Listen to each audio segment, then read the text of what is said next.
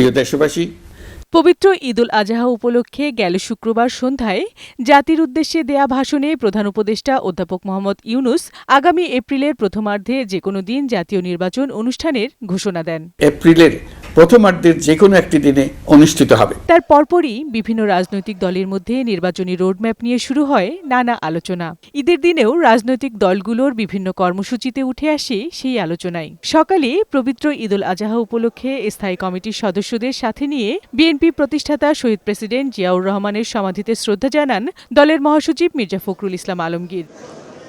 পরে তিনি সাংবাদিকদের বলেন, এপ্রিল নির্বাচনের জন্য সঠিক সময় নয়। খুব একটা চিন্তা করে এই সময় নির্ধারণ করা হয়নি। ডিসেম্বরে নির্বাচনের জন্য জাতি তৈরি রয়েছে।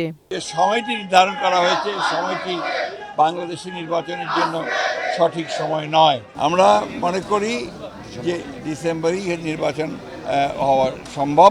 অন্যদিকে মৌলভীবাজারের কুলাউড়ায় নিজ গ্রামে পবিত্র ঈদুল আজহার নামাজ শেষে সাধারণ মানুষের সাথে ঈদের শুভেচ্ছা বিনিময় করেছেন জামাতের আমির ড. শফিকুর রহমান। এ সময় তিনি বলেন, জাতি যেন তেন কোনো নির্বাচন চায় না। নির্বাচনের সমতল মাঠ, সবার জন্য সমান মাঠ তৈরি করতে হবে।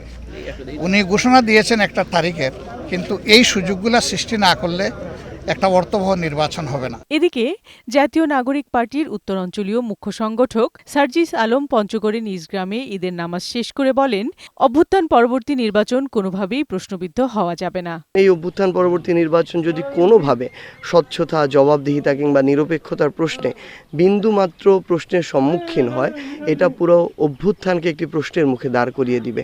সুষ্ঠু নির্বাচনের মাধ্যমে দেশের সব সংকট দূর হবে বলেও মনে করেন তারা। বিউটি সমাদ্দার, বৈশাখী সংবাদ, ঢাকা।